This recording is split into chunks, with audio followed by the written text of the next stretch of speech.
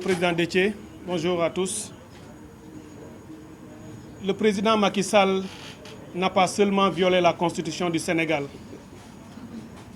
il l'a simplement détruite. Il a détruit la Constitution parce qu'il a touché aux fruits défendus.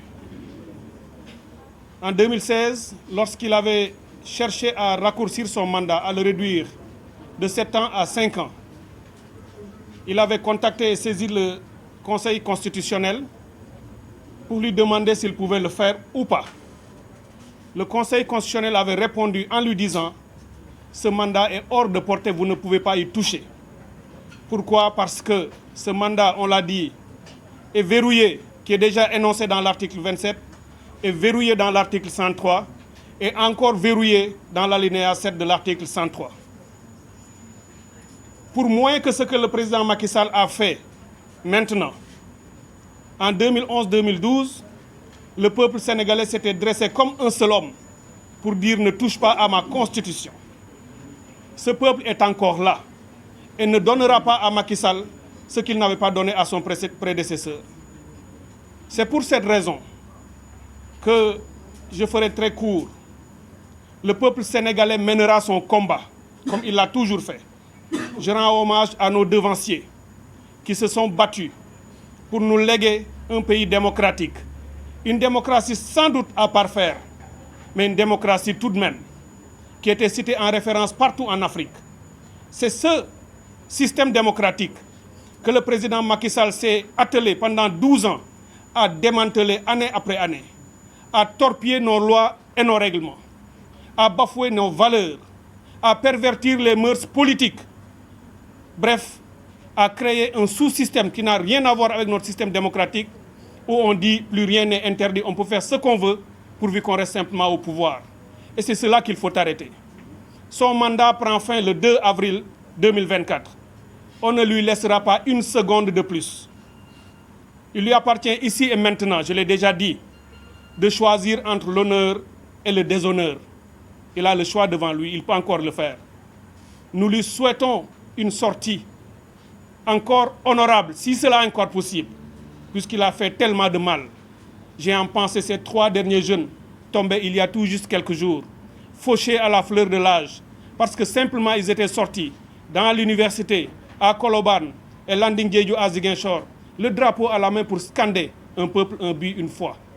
Ce président ne mérite plus notre respect. Il doit partir et le peuple mènera sa lutte, son combat. J'appelle la communauté internationale. La semaine prochaine, les 17 et 18 février, l'Union africaine tiendra son sommet. Nous ne l'avons pas encore entendu, l'Union africaine. Qu'elle comprenne qu'elle n'a aucune autre possibilité que de se mettre du bon côté de l'histoire, c'est-à-dire du côté du peuple sénégalais. Il n'y aura pas de louvoiement. Le Sénégalais, le peuple sénégalais, comptera, identifiera ses amis, ses frères et sœurs africains qui auront été à ses côtés dans les moments difficiles. Je demande aux chefs d'État africains lors de ce sommet de mettre le Sénégal sur leur table, que dis-je, pas le Sénégal, Macky Sall, l'apprenti dictateur, sur la table et d'agir conformément à l'esprit de nos lois communautaires. Je demande à la CEDEAO, qui avait pris un premier décret, une première décision, un communiqué, qui n'allait nulle part, qui ne voulait rien dire, qui s'est rattrapé dans le deuxième communiqué. Je leur demande d'aller encore plus loin, de prendre leurs responsabilités, conformément à l'esprit du protocole ASP1 01 de 2001, pour être dans l'esprit de tout ce qu'on avait dit sur la démocratie et la bonne gouvernance. Pour beaucoup moins que ce que Macky Sall a fait, la CEDEAO a sanctionné des juntes et des militaires dans d'autres pays. Macky Sall n'a fait rien de moins qu'un coup d'État. Et ce n'est même pas un coup d'État civil. Macky Sall est le chef suprême de nos armées. Il est le commandeur-in-chief. Parce que c'est à lui que nos armées rendent l'honneur. Donc s'il est capable de poser un acte qui est manifestement illégal et de dire aux militaires, aux gendarmes et aux policiers, allez brimer et persécuter le peuple, il a usé de son pouvoir en tant que chef suprême pour poser cet acte. Les militaires ne font rien d'autre. Quand ils prennent le pouvoir, ils sortent les chars. C'est ce qu'on a vu ces derniers jours. J'invite l'Union européenne à prendre ses responsabilités. On ne peut pas être là à sortir des communiqués sans rien dire. Il est temps de défendre ces valeurs partagées auxquelles nous croyons tous. qu'ils condamnent Macky Sall. Ils ont une panoplie de sanctions qu'ils savent comment utiliser à des moments donnés. De manière graduelle, je les invite à se mettre du bon côté et à prendre ces mesures. Je félicite les États-Unis d'Amérique. Il faut prendre ses responsabilités. On les a vus la semaine dernière sortir par 2 fois pour prendre des positions extrêmement claires. Je les encourage à aller de l'avant. Pour moi, c'est le moment ou jamais de dire qui est avec nous et qui n'est pas contre nous. On ne veut pas être manichéen, mais on en est là. Ce peuple veut sa survie, ce peuple veut son honneur et ce peuple veut préserver et sauvegarder sa démocratie. may daaneel rek mbokk yi ñii wax nañ ko ba noppi di lancer un appel au peuple sénégalais. Ce peuple de refus suñu armée moo naan on nous tue, on ne nous déshonore pas. Man de Cheikh Tidiane Dièye, je prends cet engagement solennel. Je me battrai de toutes mes forces avec tous les moyens que nous donne notre constitution et notre démocratie. Par tous les moyens légaux et pacifiques, je ne reculerai devant rien du tout pour que Macky Sall quitte le pouvoir parce qu'on n'acceptera pas qu'il s'impose à nous parce que bu ñu ko defee trahir nañu suñuy doom trahir nañu suñuy sët et trahir nañu suñu mag ñu baax ñi fi xeex pour ñu ñëw fekk fi réew moo xam ni moo tudd Sénégal ñëpp naw ko.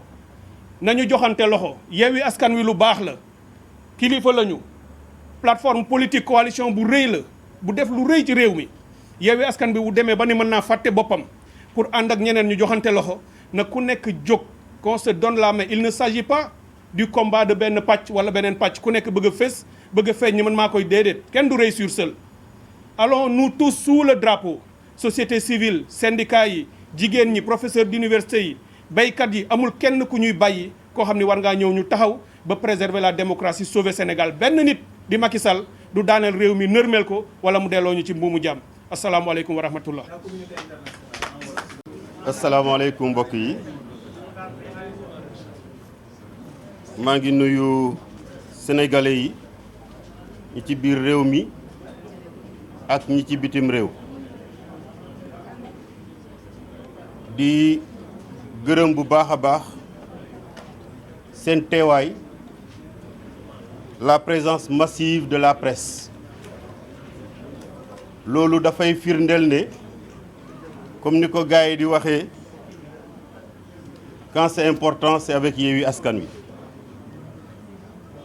Yewwi Askan Wi mooy Yewwi Askan Wi bu Cheikh Tidiane Dièye Yewwi Askan Wi mooy Yewwi Askan Wi bu Aïda Mbodj Yewwi Askan Wi mooy Yewwi Askan Wi bu Déthié Fall Yewwi Askan Wi mooy Yewwi Askan Wi bu professeur Dat Yewwi Askan Wi mooy Yewwi Askan Wi bu Habib Sy Yewwi Askan Wi mooy Yewwi Askan Wi bu Cheikh Tidiane Youm Yewwi Askan Wi mooy Yewwi Askan Wi bu Maïmouna Bousso waaye Yewwi Askan Wi mooy Yewwi Askan Wi bu Ousmane Sonko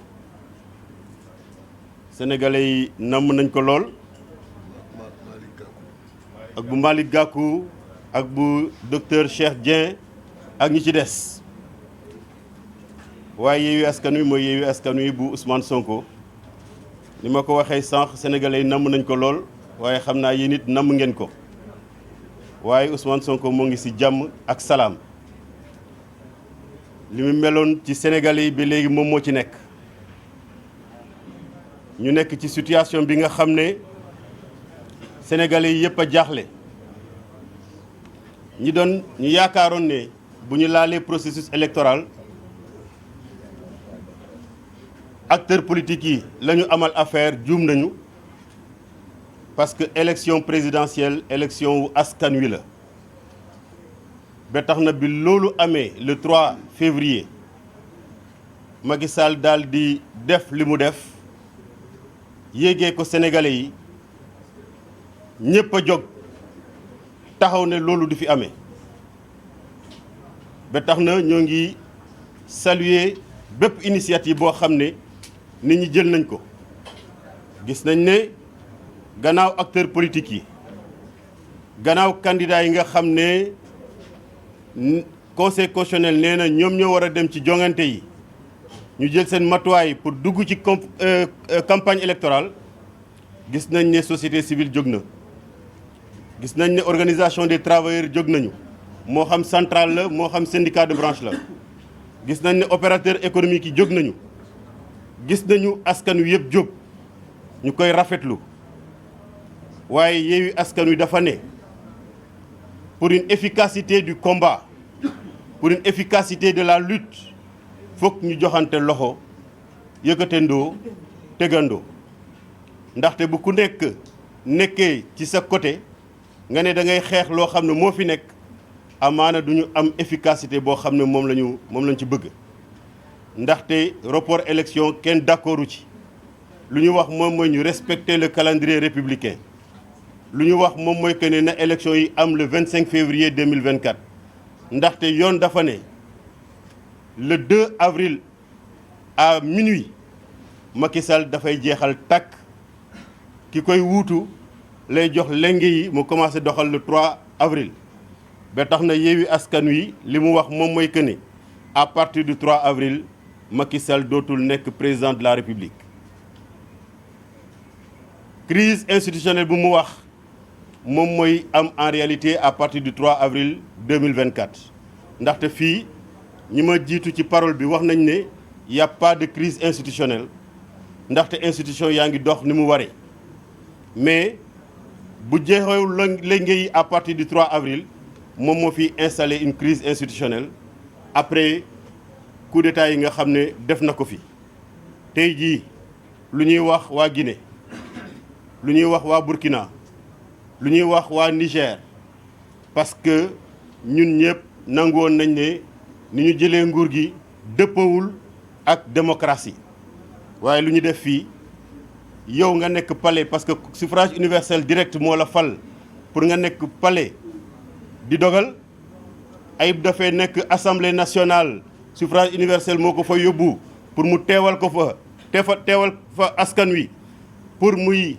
voter ay loi ngay wut ay corps d'élite de la gendarmerie ñoo bundu xataal leen génnee leen par force foo xam ne fa la leen askan wi yónni nga jàllale li nga bëgg a jàllale ñu jàpp ne loolu bu dul coup d'état kon coup d'état ci ban anam lay amee ba tax na tey jii sañ nañu wax ne c'est un président putschiste ndaxte li mu def putsch weesuwu ko ñu rafetlu taxawaayu askanu Sénégal ndaxte comme un seul homme ñëpp a jóg gannaaw bu ñu ñaaw loolu fi am ñu taxaw ne loolu du fi jàll parce que en réalité ci campagne électorale la ñu nekk li tax ñu nekk ci campagne électorale mooy décret bi attaqué nañ ko devant les juridictions compétentes loi bu ñu voté député Yewwi Askan Wi attaqué nañ ko donc comme kenn promulgué wu ko cela veut dire que processus bi warul arrêté ñuy ñaawlu doxalinu nguuru Sénégal coupure internet de c'est dans les pires de dictatures lañ koy gis mais gis nañ ne léegi au Sénégal c'est devenu une banalité bu ñu xëyee le matin couper internet bundu xataal bu ñuy bundu xataal seen naataango journalistes yi gis nañ ko ñaawlu nañ ko condamné nañ ko waaye li ci gën a yéem mooy nit koo xam ne dafa ànd ak laago ay forces de défense et de sécurité jël ko toroxal ko ba la vidéo est devenue virale loolu dafa rafetul ci deru Sénégal ba tax na ñuy joxe ordre yi ak ñi koy exécuter au niveau des forces de défense et de sécurité ñu xamal leen ne lu ñuy def Sénégal mérité wu ko ndaxte suñu mbokk yi nekk ci bitim réew gàcce dong la ñuy am ci seen réew ba tax na ci processus électoral bi rafet lu ñu benn yoon taxawaayu force de défense et de sécurité waxuma rek li amoon keroog assemblée nationale waaye saa bu Ayib dafay demee DGE ay alkaati ñooy taxaw ne ko doo fi dugg saa bu Ayib dafay demee caisse de dépôt et de consignation ay alkaati ñooy taxaw ne ko doo fi dugg ñu jàpp ne loolu dañoo jéggi seen prérogative te kat ñun ñëpp ay sénégalais lañu naam ay forces de défense et de sécurité lañu waaye am na foo xam ne seen mission yeggu fa donc buñ fa yegg ndaw yaa ngi manifester te la manifestation pacifique est consacrée par la Constitution waaye gis nañ ne ñu ngi continuer di leen boom ñu ngi continuer di boom ndawu Sénégal yi te laaju ñu leen lu dul nañu respecter processus électoral bi respecter calendrier républicain gannaaw bi ñu incliné woo devant la mémoire des disparus ñoo ngi jaale seen waajur yi ak seeni àndandoo ak seeni mbokk ndaxte lii métti na ci ay xale yu ndaw ñu leen di boom saa bu manifestation amee fii de manifestation yàgg na fee am le 23 juin 2011 la gën a métti waaye y avait pas eu de mort d'homme parce que ñoom boobaa dañ ne woon duñu mës a génnee ay armes létales waaye tey jii nii am na ay localités yi nga xam ne xam naa seen munition en lacrymogène moo bëriwul bu ko defee ñu utiliser ay armes létales di ci boom ay xale di ci boom ay ndaw ñoo ngi masawu également ñëpp ñi nga xam ne jël nañ fa ay gaañu-gaañu parce que en réalité campagne électorale lañ nekk nit ñi dañu war a mën a continuer seen campagne électorale bi keroog bu ñuy promulguer la loi parce que conseil constitutionnel nee na am dëgg mais tant que loolu amul c'est pas par une déclaration ou par un coup de force à l'Assemblée nationale qu'on va mettre un terme au processus électoral donc nit ñi war nañ mën a continuer seen campagne électorale te ñu bàyyi di bunduxatal nit ñi li ñuy ñaan force de défense et de sécurité mooy bu nit ñi génnee di manifester pacifiquement nañ leen encadrer parce que ñoom bu ñu commencé di sànni ay lacrymogènes comme keroog ni ñu ko defee au niveau des locaux de Walfadjri moom mooy indi ay jaamarloo bu ko defee mu am ci ay gaañu-gaañu ñaan également képp koo xam ne jàpp nañ la ci diggante bi nañ leen libérer bu ko defee ñooñu mën a dellu ci seen activités yi report élection nag wax nañ leen ne Yewwi Askan Wi mënu cee d'accord te d'accordu ci ndaxte mu nekk des accusations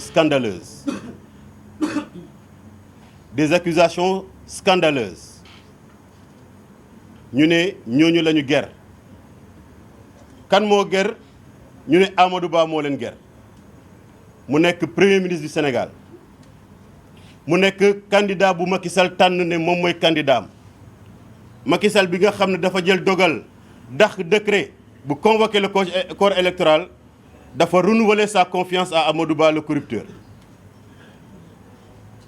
loolu incohérence mënu ko weesu biñ ne Amadou Ba moo corrompre daf ko waroon wàccee bu dee moom gëm na ne dafa war a reporter élection yi mu wàccee Amadou Ba ñaar ñooñu ñi nga xam ne nee dañ leen ger mu wàccee leen fi ñu nekk tabb ñeneen parce que il a dissous et renouvelé intégralement la Sénat mu bàyyi processus électoral bi continuer bu ko defee ñooñu ils se mettent à la disposition de la justice waaye tey jii buñ ne commission d'enquête parlementaire mënul génn au-delà de l'Assemblée nationale ndaxte commission d'enquête parlementaire c'est pour l'Assemblée nationale askan wi du ci xam dara alors qu'on avait d'autres voies de recours bu dee ñoom li ñuy wax gëm nañ ko mais tey jii boo defee commission d'enquête parlementaire ñaari hypothèse moo mën a am soit Amadou Ba est effectivement le corrupteur booy def mise en accusation c'est devant la haute cour de justice te ñoom Assemblée nationale installé wuñu haute cour de justice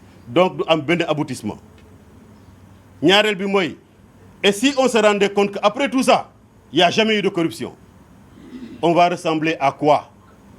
On aura déjà reporté les élections mais finalement on s'est rendu compte qu'il n'y a pas eu de corruption donc ba tax na nous considérons au niveau de Yewwi Askan Wi que ce report ne tient à rien du tout sauf à la volonté de Macky Sall de se pérenniser au pouvoir.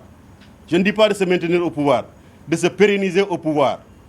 nee nañu mënuñu koo def ci première date bu ñu waxoon ndaxte dafay coïncider avec le Magal ak yeneen fêtes religieuses.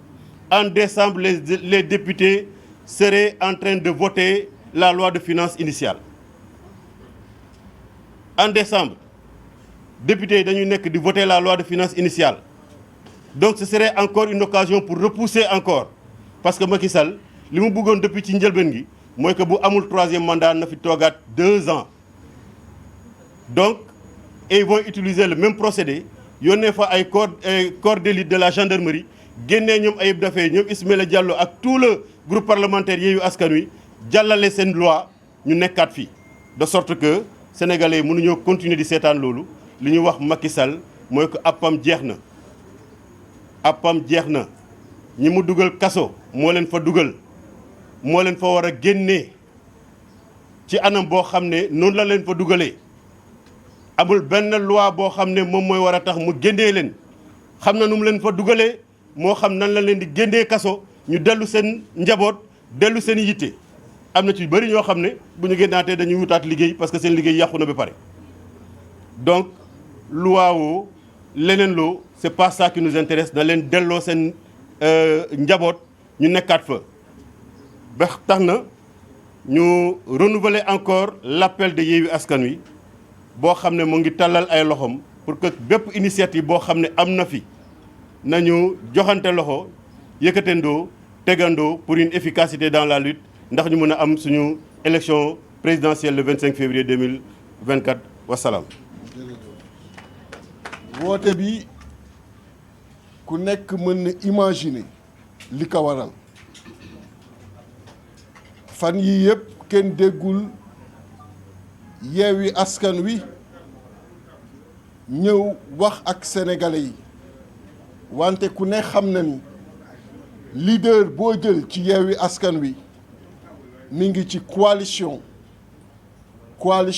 bi nga xam ni ñoom ñoo waroon dem élection présidentielle donc ku nekk individuellement li nga waroon wax collectivement dans Yewwi Askan Wi ci coalition ba nga nekk organisation ba nga nekk le combat que Yewwi a toujours mené yaa ngi ko doon mené foofu mais li wér mooy Sénégal ñëpp xam nañu ni si l'heure est grave danoo bëgg dégg Yewwi Askan Wi danoo bëgg gis Yewwi Askan Wi ndaxte kenn umpulewul ces 3 dernières années le combat de Yewwi Askan Wi pour la démocratie, le combat de Yewwi Askan Wi pour les libertés.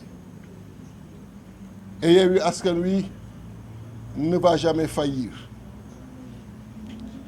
boo leen gisee li xew actuellement ba ñuy repousser élection li ko waral en premier Yewwi Askan Wi la parce que beaucoup de tentatives ont existé pour diviser ay leaders Yewwi Askan Wi beaucoup de tentatives ont existé pour ne pas avoir de candidat Yewwi Askan Wi beaucoup de tentatives ont existé pour ne pas voir quelqu'un venant de Pastef être candidat mais jaam ak pexeem yàlla ak dogalam président Macky Sall il a été surpris de voir que parmi les 20 candidats il y a 6 candidats issus de Yewwi Askan Wi 6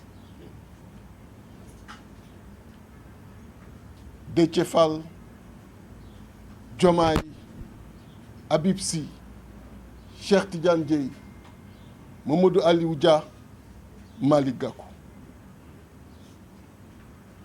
une surprise totale mais ce qu'il a ignoré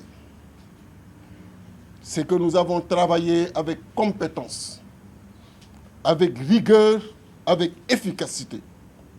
Ce qu'il a également ignoré, nous avons une forte expérience des élections, comparable à l'expérience de tout un chacun bi nga xam ni mi ngi ci yeneen appareil.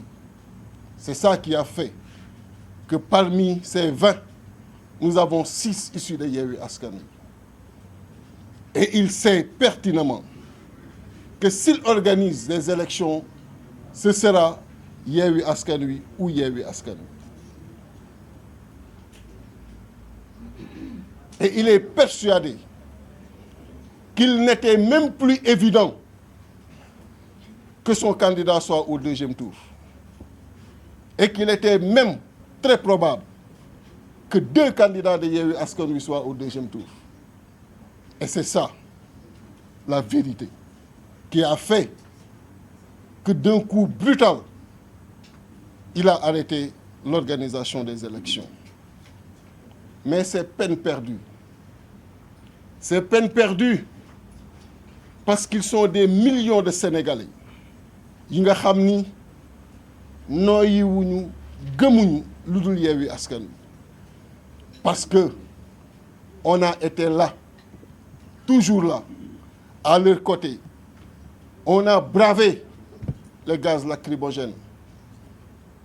On s'est sacrifié, on a donné notre vie pour la nation. amuñu jotu leneen amuñu jotu keneen lu dul jotu li nga xam ni moom la askan wi bëgg. looloo tax askan wi jox ñu cette confiance. looloo tax mu xam ni organiser nañu élection mooy Yewwi wala Yewwi jël na ko mais loolu waru ko mën a yóbbee muy dàq ay élection ñu taxaw di seetaan.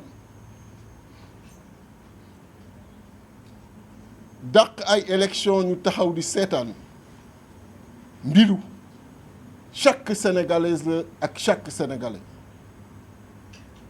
et c'est un combattant qui vous parle.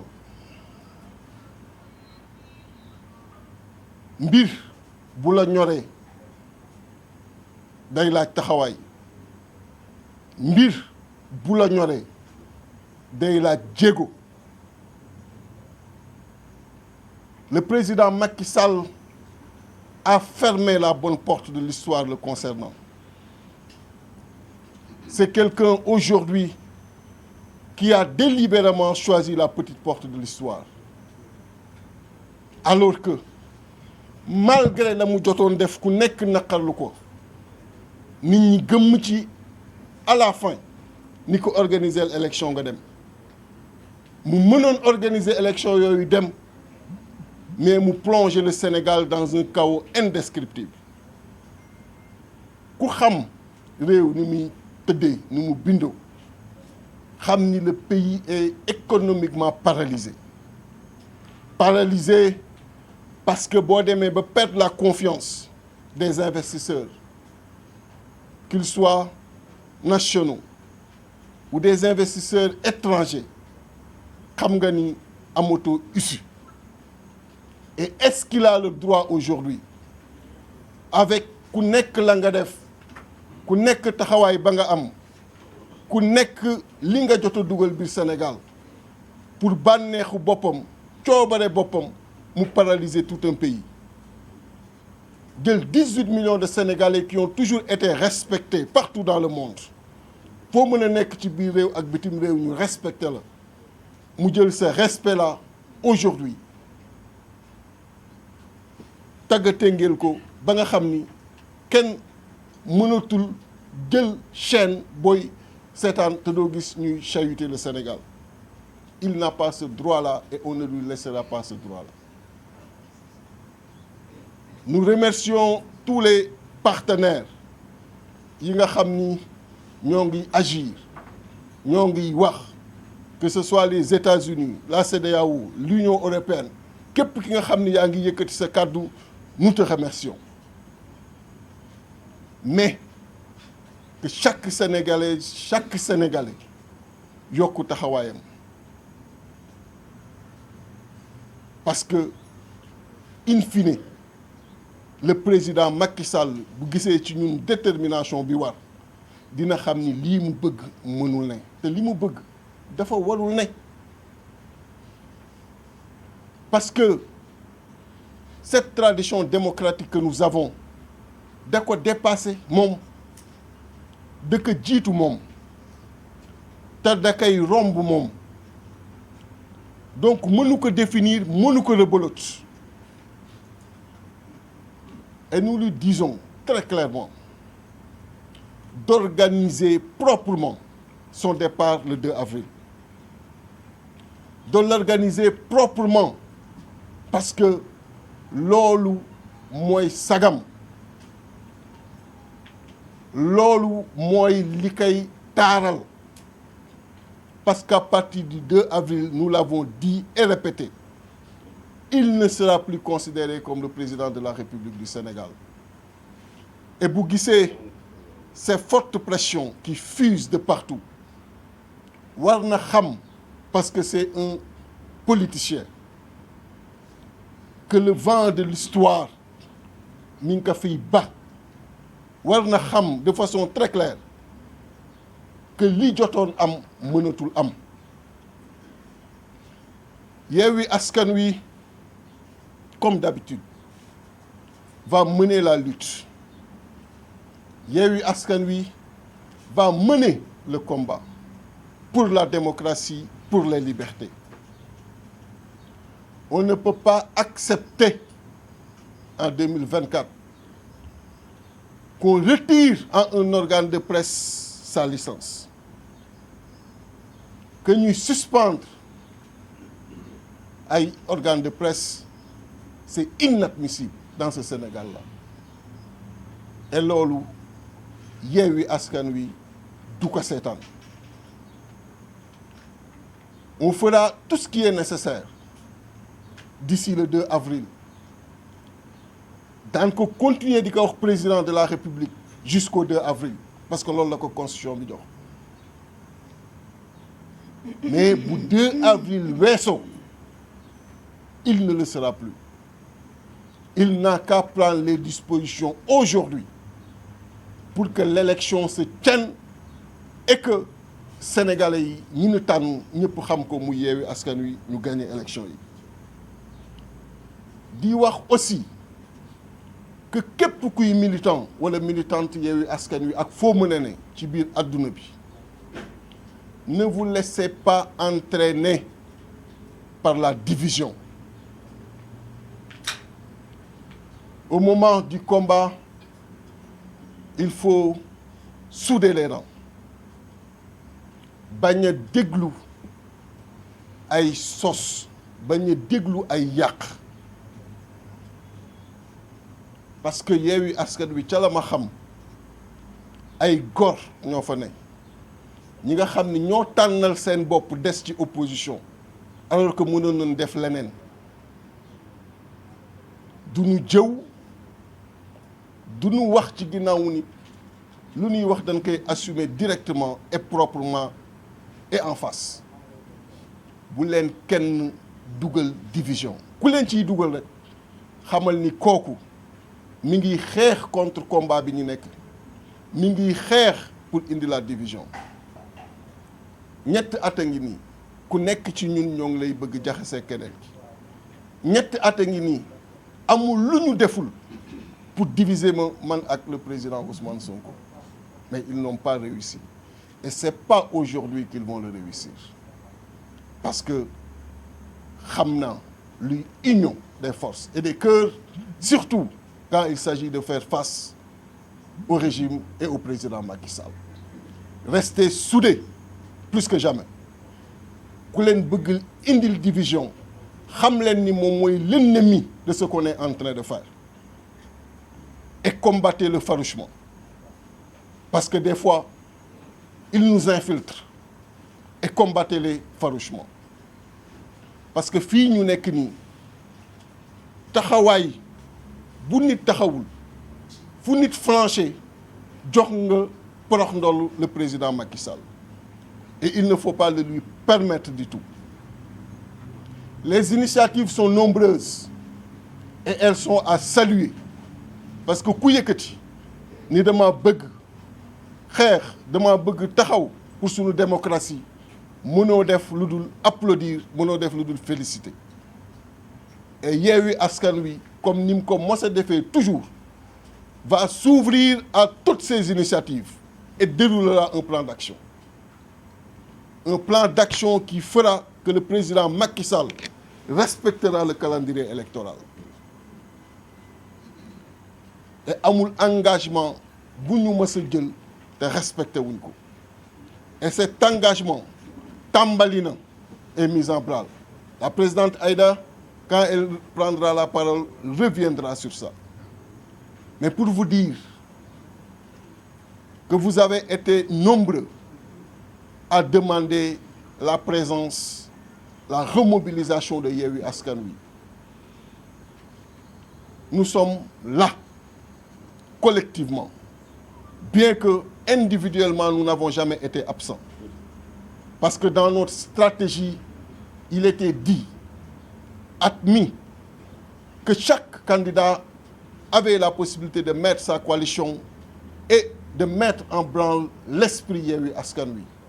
C'est cet esprit, avec comme soubassement la rigueur, la méthode, l'intelligence qu'on connaît des leaders de Yewwi, qui a fait qu'à sa grande surprise, sur les 20 candidats, le président Macky Sall s'est retrouvé avec 6 issus de Yewwi Askan Wi, que sont Déthié Fall, Diomaye, Habib Sy, Cheikh Tidiane Dièye, Mamadou Aliou Dia et Malick Gakou. Et ça a été une très grande surprise pour lui, parce que il savait bel et bien qu'en organisant ces élections, c'est un candidat de Yewwi Askan Wi qui allait devenir le prochain président de la République. Et même qu'il n'était plus évident que son candidat soit au deuxième tour. On pourrait même avoir un scénario où ce seraient 2 candidats de Yewwi Askan Wi qui s'affronteraient au deuxième tour. Ça a été un cauchemar pour lui.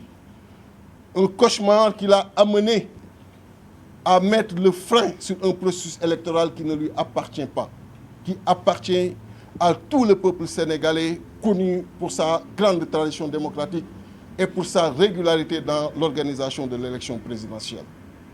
Ce tort et ce préjudice qu'il nous porte, qu'il porte à l'image du pays, doit être aujourd'hui combattu par chaque citoyen, par chaque citoyenne, partout où il se trouve à l'intérieur du pays ou au niveau de la diaspora. Et Yewwi Askan Wi, comme d'habitude, avec le combat qu'il vous a habitué ces 3 dernières années, va poursuivre son chemin pour la défense de notre démocratie. Nous allons nous ouvrir très prochainement, et ça a même commencé, à toutes les organisations qui se sont mobilisées dernièrement pour la défense de cette démocratie, pour la défense des libertés. Comment peut-on expliquer au Sénégal qu'en 2024, que des organes de presse soient aujourd'hui, leur licence leur soit aujourd'hui retirée? Walfadjri, ce groupe mythique, ce groupe qui a participé pendant longtemps à la consolidation de notre démocratie, qu'on lui retire délibérément et de façon injustifiée sa licence, leur laissant plus de 48 heures sans pouvoir émettre convenablement. Et qui en est l'auteur? Le président Macky Sall. Quelqu'un qui, le 2 avril, devrait tout simplement organiser son départ dans la paix, dans la tranquillité et dans la stabilité de nos institutions, mais qui a décidé aujourd'hui de prolonger indûment son mandat, ce qui ne lui sera pas facilité. Il y a 2 camps, le camp de la vérité et le camp du faux organisé. À chacun de choisir son camp. Nous avons choisi le camp de la vérité. Et j'en appelle à la responsabilité de tous les militants, de toutes les militantes et sympathisants de Yewwi Askan Wi, à rester soudés, unis, comme un seul homme, surtout en ces circonstances extrêmement sensibles qui nécessitent la concentration de tous. Ils sont nombreux à essayer la division dans les rangs de Yewwi Askan Wi. Et ça ne date pas d'aujourd'hui.